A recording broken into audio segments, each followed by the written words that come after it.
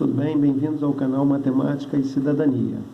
O objetivo do canal é trazermos sempre assuntos relacionados à matemática e, se possível, conectados a questões do nosso dia a dia que nos tragam a oportunidade de refletir sobre assuntos importantes vinculados ao nosso dia a dia que nos façam crescer enquanto cidadãos.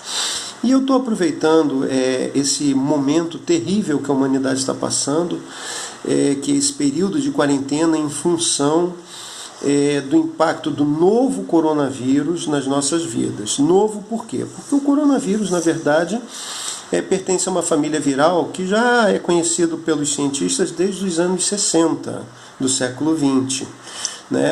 O coronavírus, que causa a enfermidade chamada Covid-19, ele foi detectado em 2019 e acarreta uma doença relativamente grave que vem atacando algumas pessoas, sobretudo as pessoas mais velhas, trazendo infecções respiratórias graves, e por causa disso, por ser também um vírus que se espalha muito facilmente, algumas nações fizeram a opção de colocar as suas populações em quarentena.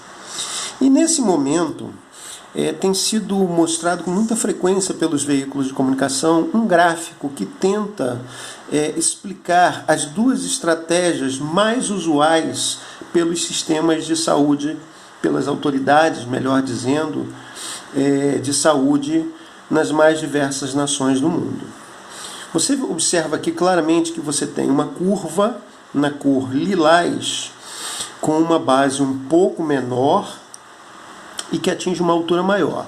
Agora, para a gente entender bem esse gráfico aqui, a gente tem que ficar atento a esse detalhe.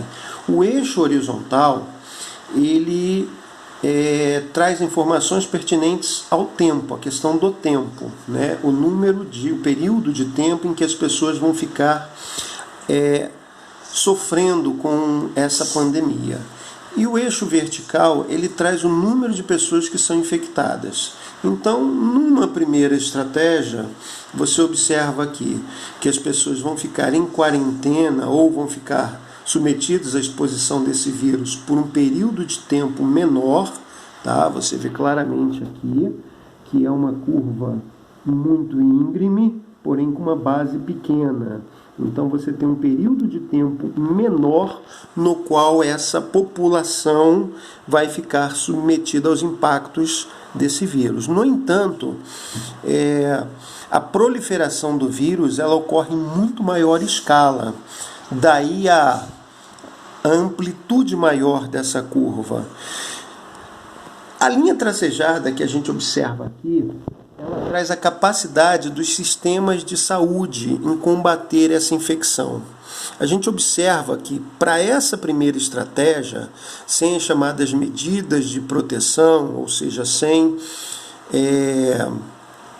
uma quarentena efetiva, o número de pessoas infectadas supera em muito a capacidade do sistema de saúde em atender essas pessoas. Como esse vírus, nos seus casos mais graves, pode levar ao óbito de muitas pessoas, a gente vai observar então que para essa estratégia o número de pessoas mortas será bem maior. A tendência é que o número de óbitos pelas nações que fizerem a opção por essa estratégia deverá ser muito maior. No entanto, a gente vê aqui uma segunda estratégia, onde basicamente o que a gente tem é o que os cientistas estão chamando de achatamento da curva. Pela base aqui da curva, você observa que o período de reclusão das pessoas vai ser obrigatoriamente bem maior. Elas vão ficar num período de tempo muito maior, se protegendo desse vírus, numa quarentena um pouco maior. No entanto, a gente observa aqui que nessa segunda curva, a capacidade do sistema de saúde do país, da nação que adotar por essa estratégia, não vai ser comprometida. Muito provavelmente, na segunda opção, o número de pessoas infectadas que terão as suas vidas ceifadas será muito menor. tá?